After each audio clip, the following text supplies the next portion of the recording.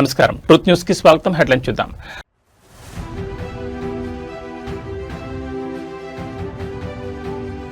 Telangana budget 3,24,234 కోట్లు సభలో ప్రవేశపెట్టిన డిప్యూటీ సీఎం భట్టి విక్రమార్క.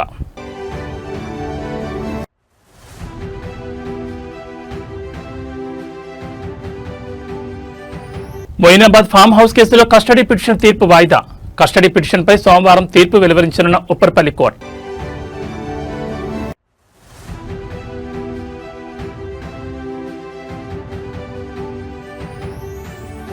తెలంగాణలో మరో భారీ స్కామ్, ఆధారాలతో సహా బయటపెడతానంటూ హరీష్ రావు సంచలన ఆరోపణలు.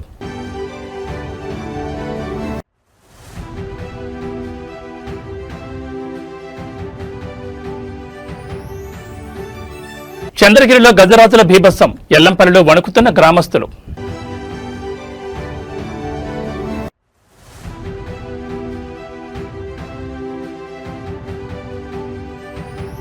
మరోసారి మెట్రో ట్రైన్లో సాంకేతిక సమస్య, అమీర్పేట్ రాయదుర్గం మార్గంలో అంతరాయం.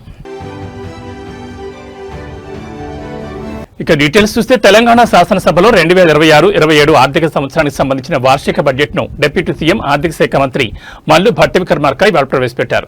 స్పీకర్ గడ్డం ప్రసాద్ కుమార్ అనుమతితో బడ్జెట్ ప్రసంగాన్ని ప్రారంభించిన ఆయన తమ ప్రభుత్వ లక్ష్యాలను మరియు ప్రాధాన్యతలను సభకు వివరించారు. ప్రజలే మాకు పరమావధి, సభలో బడ్జెట్ ప్రవేశపెట్టి గొప్ప అవకాశం కల్పించిన రాష్ట్ర ప్రజలకు ధన్యవాదాలు తెలుపుకుంటున్నారని భట్టి విక్రమార్క తన ప్రసంగాన్ని ప్రారంభించారు. రాష్ట్రాన్ని అభివృద్ధి పదంలో ముందుకు తీసుకెళ్తున్నామని, దేశంలోని తెలంగాణను నెంబర్ 1 గా నిలపడమే తమ ప్రభుత్వ ప్రధాన లక్ష్యమని ఆయన స్పష్టం చేశారు. ఇందుకోసం శక్తివంచన లేకుండా కృషి చేస్తున్నామని తెలిపారు. బడ్జెట్ అంటే కేవలం అంకెల చుట్టూ తిరిగే సంఖ్యల గారడీ కాదని, వాస్తవాలకు దగ్గరగా ప్రజల అవసరాలకు అనుగుణంగా దీన్ని రూపొందించామని అన్నారు. గొప్పల కోసం మేము ఎప్పుడూ అబద్దాలు చెప్పుకోమన్నారు.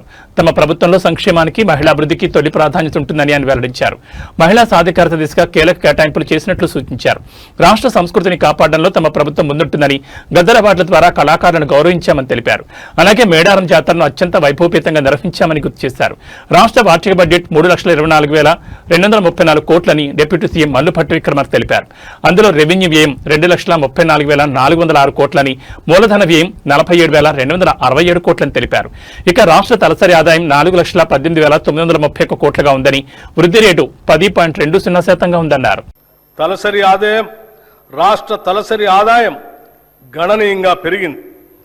2025-26 ఆర్థిక సంవత్సరంలో ప్రస్తుత ధరల ప్రకారం రాష్ట్ర తలసరి ఆదాయం 4,18,931 రూపాయలు కాగా, వృద్ధి రేటు 10.2%. దేశ తలసరి ఆదాయం 2,19,575 రూపాయలు కాగా, వృద్ధి రేటు కేవలం 6.9%. దేశ తలసరి ఆదాయంతో పోలిస్తే తెలంగాణ తలసరి ఆదాయం 1,99,356 రూపాయలు ఎక్కువ, అంటే 1.9 రెట్లు ఎక్కువగా ఉంది. రాష్ట్రంలో సంచలనం సృష్టించిన మొయినాబాద్ ఫామ్ హౌస్ కేసులో నిందితుల కస్టడీ పిటిషన్పై విచారణ పూర్తయింది. ఉప్పర్పల్లి కోర్టు ఈ పిటిషన్పై తీర్పును సోమవారానికి వాయిదా వేసింది. ఈ కేసులో ఇప్పటికే అరెస్ట్ అయిన పైలట్ రోహిత్ రెడ్డి, రితీష్ రెడ్డి, నమిత్ చంద్రను విచారించేందుకు వారం రోజుల పాటు తమ కస్టడీకి ఇవ్వాలని పోలీసులు కోర్టును కోరారు. ఫామ్ హౌస్ లో జరిగిన వ్యవహారానికి సంబంధించి మరిన్ని కీలక ఆధారాలు సేకరించాల్సిందని, నిందితుల నుంచి సమాచారం రాబట్టడం అత్యవసరమని పోలీసులు తమ పిటిషన్లో పేర్కొన్నారు. ఇవాళ ఉప్పర్పల్లి కోర్టులో ఉభయ పక్షాల వాదనలు సుదీర్ఘంగా కొనసాగాయి. నిందితుల తరపు లాయర్లు కస్టడీని వ్యతిరేకించగా, కేసు తీవ్ర దృష్ట్యా విచారణ అవసరమని ప్రభుత్వ తరపు న్యాయవాదులు వాదించారు. ఇరుపక్షాల వాదనలు విన్న న్యాయస్థానం తుది తీర్పును వచ్చే సోమవారానికి రిజర్వ్ చేసింది. ప్రస్తుతం నిందితులు రిమాండ్లో ఉండగా, ప్రస్తుతం కోర్టు ఇచ్చే తీర్పు ఈ కేసులో తదుపరి విచారణకు అత్యంత కీలకం కానుంది.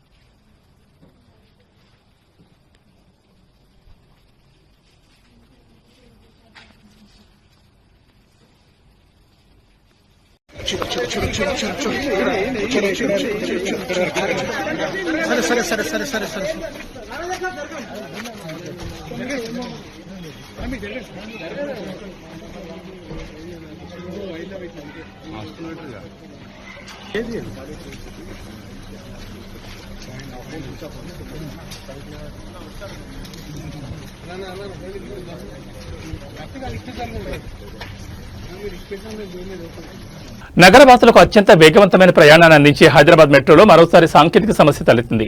అమీర్పేట్ రాయదుర్గం మార్గంలో శుక్రవారం ఉదయం సాంకేతిక కారణాల వల్ల రైళ్ల రాకపోకలకు తీవ్ర అంతరాయం ఏర్పడింది. రాయదుర్గం వైపు వెళ్తున్న మెట్రో రైలు జూబ్లీహిల్స్ చెక్పోస్ట్ స్టేషన్లో అకస్మాత్తుగా ఆగిపోయింది. సాంకేతిక సమస్య తలెత్తడంతో దాదాపు 30 నిమిషాల పాటు రైలు అక్కడే నిలిచిపోయింది. దీని ప్రభావంతో ఈ మార్గంలోని ఇరువైపులా నడిచే రైళ్లపై ప్రభావం పడింది. ఒక్కసారిగా రైలు నిలిచిపోవడంతో కార్యాలయాలకు ఇతర పనులకు వెళ్లే ప్రయాణికులు తీవ్ర ఇబ్బందులు ఎదుర్కొన్నారు. మెట్రో సిబ్బంది వెంటనే స్పందించి సాంకేతిక లోపాన్ని సరిచేశారు. సమస్య క్లియర్ కావడంతో కొద్దిసేపటి క్రితమే రైళ్లు తిరిగి ప్రారంభమయ్యాయి. ప్రస్తుతం రైళ్ల రాకపోకలు సాధారణ స్థితికి చేరుకుంటున్నాయని మెట్రో అధికారులు తెలిపారు. అయితే తరచూ ఇలాంటి సాంకేతిక సమస్యలు తలెత్తుండడం పట్ల ప్రయాణికులు అసహనం వ్యక్తం చేస్తున్నారు. మెట్రో యాజమాన్యం సరైన నిర్వహణ చర్యలు చేపట్టాలని కోరుతున్నారు.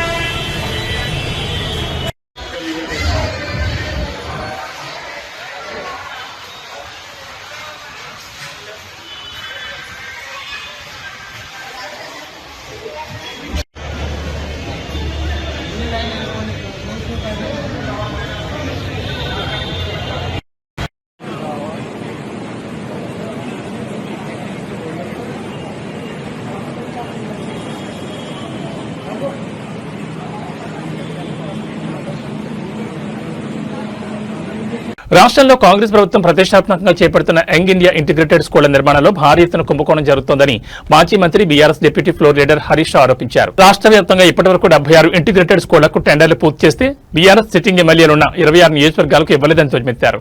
కక్షపూరితంగానే బీఆర్ఎస్ ఎమ్మెల్యేలకు స్కూళ్లు మంజూరు చేయలేదని ఆరోపించారు. ఇవాళ అసెంబ్లీలోని బీఆర్ఎస్ ఎల్పీ కార్యాలయంలో ఆయన మీడియాతో చిట్చాట్ నిర్వహించారు. బీఆర్ఎస్ నుంచి కాంగ్రెస్ లో చేరిన 10 మంది పార్టీ ఫిరాయింపు ఎమ్మెల్యేలకు, కొందరు బీజేపీ ఎమ్మెల్యేలకు మాత్రం స్కూళ్లు కేటాయించారని, కానీ బీఆర్ఎస్ ఎమ్మెల్యేలకు మాత్రం మంజూరు చేయడం లేదన్నారు. ఇంటిగ్రేటెడ్ స్కూళ్ల నిర్మాణంలో జరిగిన ఈ 100 కోట్ల టెండర్ల కుంభకోణంపై శాసనసభలో ప్రభుత్వాన్ని గట్టిగా నిలదీస్తామని, నా దగ్గర ఈ స్కామ్కు సంబంధించి ఇంకా పూర్తి ఆధారాలు, వివరాలు ఉన్నాయని వాటన్నిటిని అసెంబ్లీ సమావేశాల్లో సభ సాక్షిగా బయటపెడతానన్నారు. యంగ్ ఇండియా ఇంటిగ్రేటెడ్ స్కూళ్ల నిర్మాణంలో పెద్ద ఎత్తున అవినీతి జరుగుతోందని, కాంట్రాక్టర్లు ఆర్గనైజ్డ్ రింగ్ గా అయ్యి పనులు పంచుకుంటున్నారని ఆరోపించారు. 76 స్కూళ్లకు సంబంధించిన ప్రతి టెండర్ కు ఎక్సెస్ ధర కోట్ చేసి దక్కించుకున్నారు. టెండర్లలో కనిష్టంగా 4.59% నుంచి గరిష్టంగా 4.96% ఎక్సెస్ తో నిబంధనల ప్రకారం 5% దాటకుండా పక్కా ప్లాన్ తో కొల్లగొట్టారని ఆరోపించారు. ఒక్కో స్కూల్ కు 250 కోట్లు కేటాయించగా అందులో సివిల్ వర్క్స్ కోసమే సుమారు 150 కోట్లకు పైగా ఖర్చు చేస్తున్నారు. 76 స్కూళ్లకు సంబంధించి ప్రభుత్వం అంచనా వ్యయం 10,199.54 కోట్లు కాగా కాంట్రాక్టర్లు దాన్ని 10,693.55 కోట్ల యాక్సెస్ తో దక్కించుకున్నారని, అంటే కేవలం ఈ టెండర్ల ద్వారా సుమారు 494 కోట్ల ప్రజాధనాన్ని అదనంగా దోచిపెడుతున్నారని ఆరోపించారు.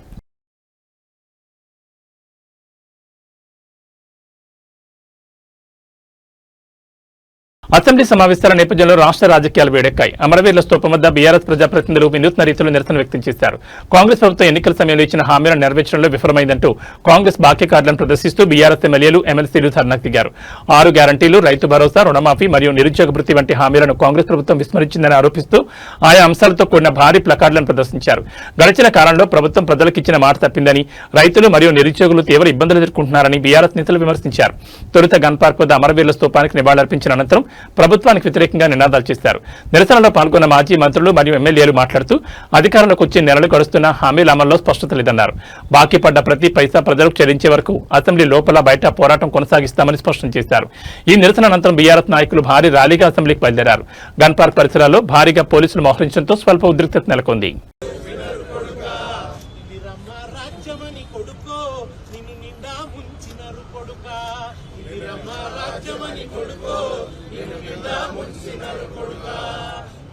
చేసిన చేసినరు కొడుకో మొండి చెయ్యి చూపినరు కొడుకా తొడి చేసినరు కొడుకో మొండి చెయ్యి చూపినరు కొడుకా ఇందిరమ్మ రాజ్యమని కొడుకో నిన్ను నిండా ముంచినరు కొడుకా ఇందిరమ్మ రాజ్యమని కొడుకో నిన్ను నిండా ముంచినరు కొడుకా గలీ కాంగ్రెస్ మాట నమ్మరని ఢిల్లీ పెద్దలను తీసుకొస్తిరి ఢిల్లీ పెద్దలను తీసుకొస్తిరి ఢిల్లీ పెద్దలను తీసుకొస్తిరి రాహుల్ గాంధీ ప్రియాంక గాంధీ బాధ్యత మాదని భాషా వేసిరి బాధ్యత మాదని భాషా వేసిరి బాధ్యత మాదని భాషా వేసిరి తల్లి చిత్తూరు జిల్లా చంద్రగిరి మండలం ఎల్లంపల్లి గ్రామంలో ఏనుగుల గుంపు హల్చల్ చేస్తోంది. గత వారం రోజులుగా ఈ ప్రాంతంలోని తిష్టవేసిన గజరాజులు స్థానిక ప్రజలను భయాందోళనకు గురిచేస్తున్నాయి. ప్రతిరోజు రాత్రి వేళలో అడవి నుంచి గ్రామాల్లోకి వస్తున్న ఏనుగులు సాగులో ఉన్న పంట పొలాలపై పడుతున్నాయి. ఎంతో కష్టపడి పండించిన పంటలు ఏనుగుల పాదాల కింద నలిగిపోతుండటంతో రైతులు కన్నీరు మున్నీరవుతున్నారు. చేతికి అందే దశలో ఉన్న పంటలు ధ్వంసం కావడంతో లక్షలాది రూపాయల నష్టం వాటిల్లిందని గ్రామస్తులు ఆవేదన వ్యక్తం చేస్తున్నారు. తాజాగా పశువులను మేపుతున్న ముత్తు రామయ్య అనే పశువుల కాపరిపై ఏనుగులు అకస్మాత్తుగా దాడి చేశాయి. ఈ ప్రమాదంలో రామయ్యకు స్వల్ప గాయాలయ్యాయి. అదృష్టవశాత్తు ప్రాణాపాయం తప్పడంతో గ్రామస్తులు ఊపిరి పీల్చుకున్నారు. గాయపడిన రామయ్యను చికిత్స నిమిత్తం ఆసుపత్రికి తరలించారు. గజరాజులను తిరిగి అడవిలోకి పంపించేందుకు అటవీ సిబ్బంది టపాసులు కాలుస్తూ డప్పులు కొడుతూ ప్రయత్నాలు చేస్తున్నారు. ఏనుగులు ఎప్పుడు ఎటువైపు నుంచి వస్తాయో తెలియని పరిస్థితి నెలకొన్నందున గ్రామస్తులు ఒంటరిగా పొలాలకు వెళ్లొద్దని అధికారులు హెచ్చరించారు. ముఖ్యంగా రాత్రి వేళల్లో బయటకు రావద్దని సూచించారు. కాదు దగ్గరలో పవర్ లైన్లు ఏం లేదు కింద ఏమన్నా ఉన్నాయా? సరే అరవద్దండి మెయిన్ థింగ్. అవునా అది ఎందుకు పోలేదు? భయపెట్టద్దండి. అంత పెద్దదో చూడియా మొగరాలు కడ ఉంటున్నారు ఈ ఊరి పేరు ఏంది? మొగరాలు కడ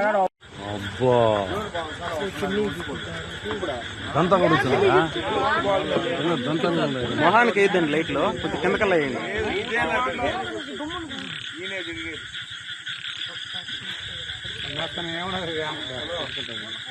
ఆకలికి ఎవరికి నష్టం. మీరు ఎంత చేసినా అది పోదు. దాని అనవసరంగా అంతే.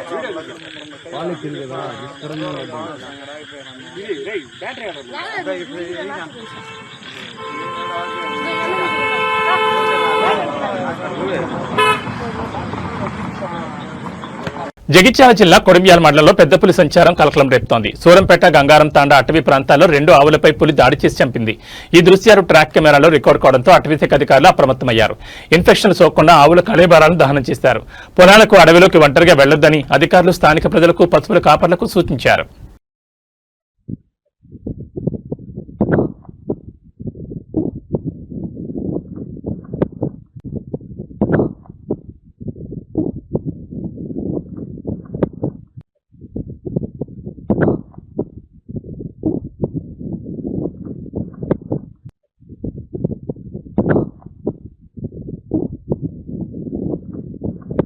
బడ్జెట్ సమావేశాల వేళ అసెంబ్లీ ప్రాంగణంలో పాము కలకలం రేపింది. పాత శాసనమండలి ఆవరణలో అనుకోకుండా జరుగుడు ప్రత్యక్షమైంది.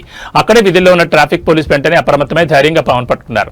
మలక్పేట్ ట్రాఫిక్ పోలీస్ స్టేషన్ చెందిన 2009 బ్యాచ్కి చెందిన వెంకటేష్ నాయక్ ఈ సాహసం చేశారు. పామును సురక్షితంగా పట్టుకుని అటవీశాఖ అధికారులకు అప్పగించేందుకు తరలించామని పోలీసులు తెలిపారు. ఈ ఘటనలో ఎలాంటి ప్రమాదం జరగకుండా చూడడంలో ట్రాఫిక్ పోలీసు వేగంగా స్పందించడం ప్రశంసనీయంగా నిలిచింది.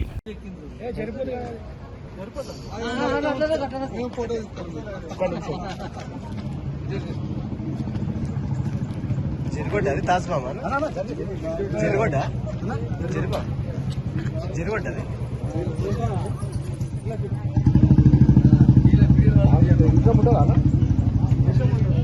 కరవదా అన్నది కరవదా అన్నది కరవదా బీఆర్ఎస్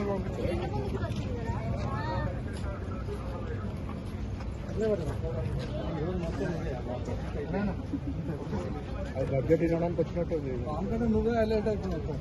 మంచిది పాము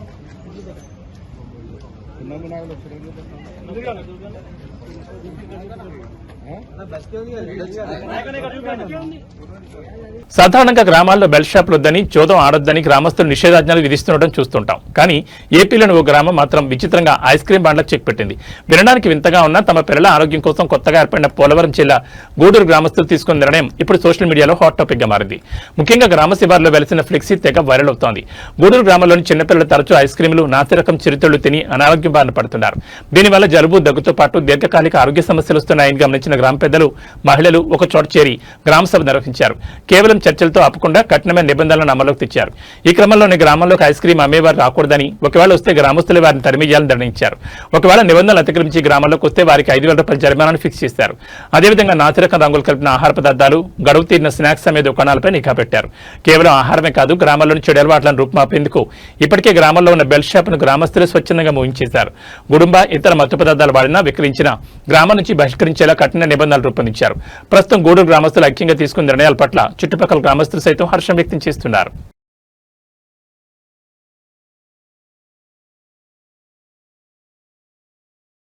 దేవదేవుడు శ్రీ వెంకటేశ్వర స్వామి వారి దర్శనం కోసం తిరుమలలో భక్తుల రద్దీ ఒక్కసారిగా పెరిగింది. వీకెండ్ సెలవుల ప్రభావంతో భక్తులు భారీ సంఖ్యలో తిరుమలకు పోటెత్తున్నారు. ఈ క్రమంలో శ్రీవారి ఉచిత దర్శనం కోసం వేచి ఉన్న భక్తులతో వైకుంఠం క్యూ కాంప్లెక్స్ లోని అన్ని కంపార్ట్మెంట్లు నిండిపోయాయి. భక్తుల సంఖ్య అంచనాలకు మించి ఉండడంతో క్యూ లైన్లు కంపార్ట్మెంట్లు దాటి బయటకు వచ్చి శిలాతారణం వరకు చేరుకున్నాయి. నేడు ఉదయం 8 గంటల తర్వాత క్యూ లైన్లో ప్రవేశించిన భక్తులకు స్వామివారి దర్శనం లభించడానికి సుమారు 18 గంటల సమయం పట్టే అవకాశం ఉంది.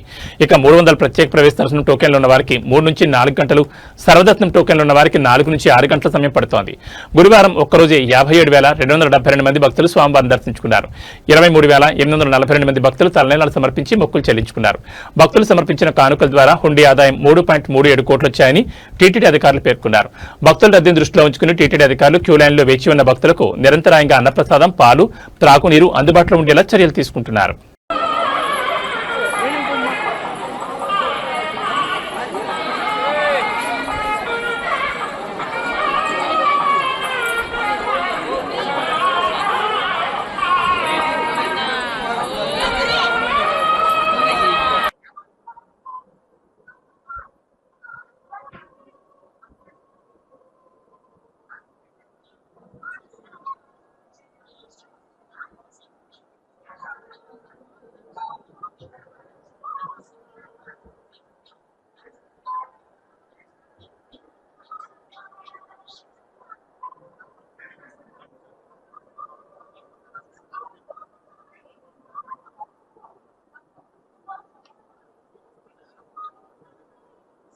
తెలుగు సినీ పరిశ్రమలో నిర్లక్ష్యానికి గురైన అవార్డులను పునరుద్ధరించి వాటి ప్రాముఖ్యతను తెలియజేసిన ముఖ్యమంత్రి రేవంత్ రెడ్డికి మెగాస్టార్ చిరంజీవి ప్రత్యేక ధన్యవాదాలు తెలిపారు. ప్రభుత్వ ప్రోత్సాహం సినీ పరిశ్రమలో ఎంతో మందికి ఉపాధి దొరికేలా చేస్తుందన్నారు. హైదరాబాద్ ను సినిమా హబ్ గా చూడాలన్న ప్రభుత్వ సంకల్పానికి అండగా ఉంటామన్నారు. హైటెక్స్ వేదికగా జరిగిన అవార్డుల వేడుకలో ఎన్టీఆర్ జాతీయ పురస్కారాన్ని అందుకున్న మెగాస్టార్ ఆంధ్రప్రదేశ్ ప్రభుత్వం అవార్డులను ప్రకటించాలని విజ్ఞప్తి చేశారు. ఇప్పుడు హాలీవుడ్ అంటే మనం ఒక అగ్రరాజ్యం గుర్తుకొస్తుంది. అలాగే ఇండియన్ సినిమా అంటే ఈ రోజున హైదరాబాద్, తెలంగాణ గుర్తుకు రావాలన్న ముఖ్య ఉద్దేశంతో మన ముఖ్యమంత్రిగా చేపట్టే బృహత్ కార్యక్రమానికి మనందరం చేదోడుగా ఉంటామని, ఇండస్ట్రీ మీ వైపు ఉంటుందని మనస్ఫూర్తిగా ఈ సందర్భంగా నేను తెలియజేస్తూ, మరో తెలుగు రాష్ట్రం ఈ కళాకారుల పట్ల, ఈ సినిమాల పట్ల వాళ్ళని ఉత్సాహపరిచే దాని విధానంలో కొంచెం వెనకంజ వేస్తే ఉందనుకుంటున్నాను. కాబట్టి సినిమా వాళ్ళకి అతి దగ్గరగా ఉన్నటువంటి ముఖ్యమంత్రి గారు నారా చంద్రబాబు నాయుడు గారు, ఆయన కూడా దీన్ని ఇన్స్పిరేషన్గా తీసుకుని మరింత ప్రోత్సహిస్తే కనుక మీరు ఇచ్చే ఉత్సాహంతో ఎంతో మంది యంగ్స్టర్స్ ఈ రోజున మరిన్ని సినిమాలు చేస్తారు. ఆ సినిమా రెవెన్యూ కూడా మనకి కంట్రిబ్యూట్ అవుతుంది మన స్టేట్ ఎకానమీకి. అది కూడా ఒక ఆలోచన పెట్టవలసిందిగా వినమ్రంగా ఈ వేదిక ఇచ్చే వారికి విన్నవించుకుంటున్నాను. 16 ఏళ్ల వయసులో I came to Hyderabad for the first time as an assistant director for ANR garu film Srimanthudu. When I was receiving Sangeetam Garu's award, I was thinking of the first film I worked with him, which was Somokkaddi, Sokokkaddi. All the work was done by Mr. Sangeetam and I received the award. And we have worked for 50 years together. But he is the youngest senior I've met in my cinema career. Gaddar పేరు మీద award ప్రకటించినందుకు Telangana రాష్ట్ర ప్రభుత్వానికి నేను హృదయపూర్వకంగా ధన్యవాదాలు చెప్తున్నాను. కత్తి కాంతారావు అంటే మామూలు విషయమా? ఓ లక్ష్మణుడు వేసిన, నారదుడు వేసిన, రామారావు గారి తర్వాత అన్ని వేషాలు వేసిన, ఒప్పించి మెప్పించిన మహానుభావుడు కాంతారావు గారు. అలాంటి కాంతారావు గారు అవార్డు నాకు ఇచ్చి నాకు జన్మ ధన్యం చేశారు రేవంత్ రెడ్డి గారు. Thanks a lot. ధన్యవాదాలు మీ అందరికీ. భారతీయ కరెన్సీ చరిత్రలో 2026 మార్చి ఒక అత్యంత గడ్డు కాలంగా నిలిచిపోయింది. శుక్రవారం ఉదయం 10 గంటల వరకు అందిన తాజా నివేదికల ప్రకారం అంతర్జాతీయ ఫారెక్స్ మార్కెట్లో భారత రూపాయి అమెరికన్ డాలర్తో పోలిస్తే తొలిసారిగా 93.08 వద్ద రికార్డు కనిష్టానికి పడిపోయింది. ఇంట్రాడే ట్రేడింగ్ లో ఇది ఒకనొక దశలో 93.30 వరకు పతనమవడం ఇన్వెస్టర్లను తీవ్ర ఆందోళన గురిచేస్తోంది. కేవలం ఒక్క రోజులోనే రూపాయి విలువ 19 పైసలు పైగా క్షీణించడం గమనార్హం. గతంలో మార్చి ప్రారంభంలో నమోదైన 92.30, 92.60 రికార్డులను చెరిపేస్తూ రూపాయి సరికొత్త ఆల్ టైమ్ లో స్థాయికి చేరుకుంది. రిజర్వ్ బ్యాంక్ ఆఫ్ ఇండియా మార్కెట్లో ప్రవేశించి డాలర్లను విక్రయించడం ద్వారా రూపాయిని కాపాడే ప్రయత్నం చేసినప్పటికీ అంతర్జాతీయంగా ఉన్న భారీ ఒత్తిడి ముందు ఆ చర్యలు ఆశించిన ఫలితాన్ని ఇవ్వడం లేదు. ఈ ఆకస్మిక పతనానికి ప్రధాన కారణం పశ్చిమాసియాలో ముదురుతున్న యుద్ధ మేఘాలేనని ఆర్థిక విశ్లేషకులు స్పష్టం చేస్తున్నారు. అమెరికా, ఇరాన్ మధ్య జరుగుతున్న యుద్ధం, హార్ముజ్ జలసంధి మూసివేత నేపథ్యంలో అంతర్జాతీయ మార్కెట్లో బ్రెంట్ క్రూడ్ ఆయిల్ ధరలు $119 మార్కును చేరింది. భారతదేశం తన చమురు అవసరాల కోసం దిగుమతులపైన ఎక్కువగా ఆధారపడుతుండటంతో పెరుగుతున్న ముడి చమురు ధరలు దేశ కరెంట్ అకౌంట్ డెఫిసిట్ భారీగా పెంచుతున్నాయి. దీనికి తోడు అంతర్జాతీయ మార్కెట్లలో అనిశ్చితి నెలకొనడంతో ఫారిన్ ఇన్స్టిట్యూషనల్ ఇన్వెస్టర్లు భారత స్టాక్ మార్కెట్ల నుంచి తమ పెట్టుబడులను భారీగా ఉపసంహరించుకుంటున్నారు. పెట్టుబడిదారులు సురక్షితమైన కరెన్సీగా భావించే డాలర్ వైపు మొగ్గు చూపడం వల్ల ప్రపంచవ్యాప్తంగా డాలర్ బలపడి రూపాయి వంటి ఎమర్జింగ్ మార్కెట్ కరెన్సీలపై తీవ్ర ప్రభావం చూపుతోంది. రూపాయి విలువ ఇలాగే పడిపోతూ ఉంటే దేశ ఆర్థిక వ్యవస్థపై మల్టీ లెవెల్ ప్రభావాలు పడే అవకాశం ఉంది. ముఖ్యంగా ఇంపోర్టెడ్ ఇన్ఫ్లేషన్ అనగా దిగుమతి చేసుకున్న ద్రవ్యోల్బణం పెరగడం వల్ల దేశీయంగా ధరలు విపరీతంగా పెరుగుతున్నాయి. స్టాక్ మార్కెట్లలో సెన్సెక్స్, నిఫ్టీ ఇప్పటికే భారీ నష్టాలు చవిచూస్తుండగా భవిష్యత్తులో మరిన్ని పతనాలు సంభవించే సూచనలు కనిపిస్తున్నాయి. ఈ విపత్కర పరిస్థితులను ఎదుర్కోవడానికి ఆర్బీఐ వడ్డీ రేట్లను పెంచడం వంటి కఠిన నిర్ణయాలు తీసుకోవాల్సి రావచ్చు. రూపాయి పతనం వల్ల విదేశీ విద్య, విదేశీ ప్రయాణాలు చేసే వారికి ఖర్చులు భారవడమే కాకుండా విదేశాల నుండి దిగుమతి చేసుకునే ఎలక్ట్రానిక్ వస్తువుల ధరలు కూడా భారీగా పెరిగే ప్రమాదం ఉంది. అయితే విదేశాల్లో ఉద్యోగం చేస్తున్న వారు ఇండియాలోని తమ వారికి పంపే డబ్బు విలువ మాత్రం బాగా పెరగనుంది. రూపాయి పతనం అవడంలో వారు బాగా లాభపడనున్నారు.